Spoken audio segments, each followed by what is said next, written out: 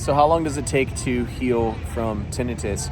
My personal story was it took a while to get to where I'm at now, which is I never hear it and I'm not even remotely bothered by it. But I've also done a lot of spiritual work. I've done a lot of personal work. I've done a lot of emotional work. I've conquered a lot of fears in my life. I've let go of a lot of past trauma.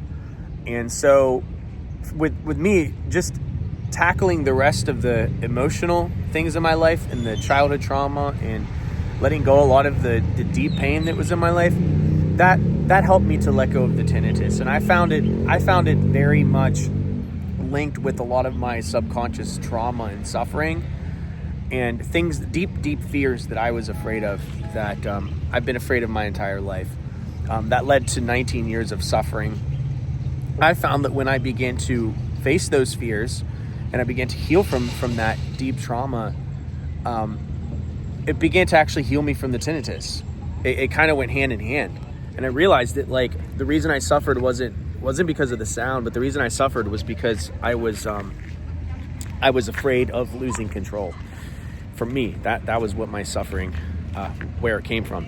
And it made sense because the deepest pain for tinnitus in my situation was I was afraid, oh my gosh, I'm going to be stuck like this forever. There's nothing I can do to fix it. I can't control it even if I wanted to. And for me, that was beyond terrifying. The fact that I was stuck in a situation I didn't like and I couldn't control and I couldn't turn it off was beyond terrifying. It was one of my deepest, darkest fears, because as a kid, I had a fear of being stuck, right? I didn't want to be stuck in a roller coaster. To me, it was like the worst of all worst fears. Or that fear when they put you to sleep, and you're going under surgery and you're awake and you can't stop it. I'm like, oh my God, to me, I can't think of anything worse than that, or being like a quadriplegic where you can't move. Anyway, I'm going to explain to you my deepest, darkest fears right now. So when I had tinnitus and I was stuck, I felt like I was stuck in this torture chamber where this ringing was blaring and it was making me go crazy and I couldn't turn it off. To me, that was just as bad as any of my deepest, darkest fears. So those fears have always been there since I was a child, right? And so when the sound happened as an adult, it wasn't just a sound. It was this long other string of very dark, deep, horrifying fears that I didn't even know that I had until tinnitus kind of came on the scene. And so for me, it was the beginning of a form of ego death.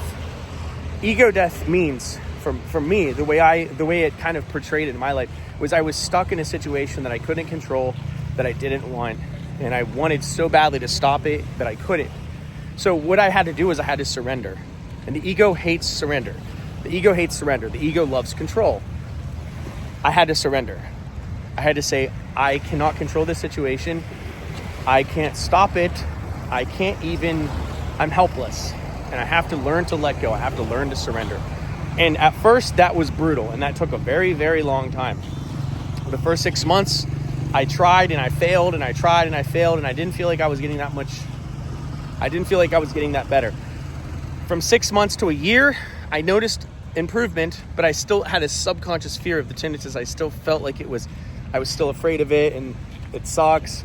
By year 2, I would say I was pretty much recovered. And then going on to the 3 to 4 year mark, doing the other the other subconscious healing and all of the other,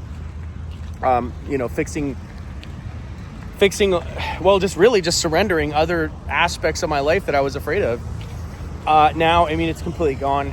I don't even hear it. I don't even notice it. And it's like it never even happened. But it took time is what I'm saying. For me, it took time. And there was a ton of setbacks, a ton of relapses. I didn't think sometimes I didn't think I was going to get better. Because my brain would tell me, what if you don't habituate? What if you're stuck? What if you're not this? What if... So my brain was telling me all of those thoughts. My brain was like, what if you're stuck like this? What if it doesn't get better? What are you going to do? You're going to go crazy, blah, blah, blah. But every day I got up, I said, well, what if I do? I didn't know I was going to get better. I didn't know I would be traveling the world, living my dream. I had no idea. What was the alternative? I couldn't not try. I had to try.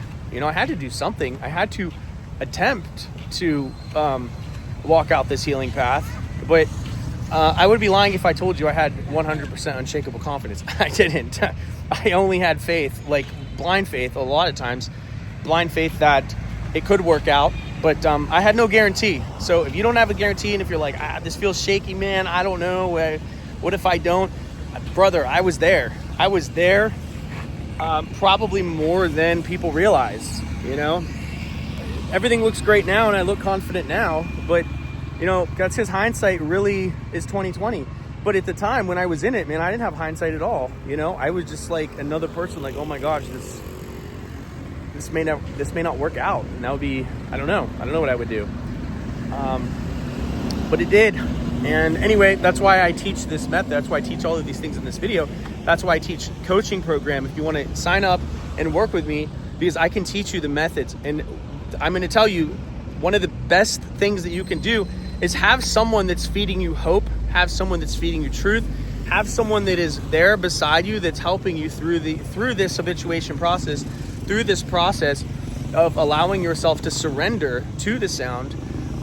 Because when you have someone that's there that's doing it, it becomes less terrifying, it becomes less scary, and it becomes more like something you can just look at and be like, hey, if that person can do it, I can do it.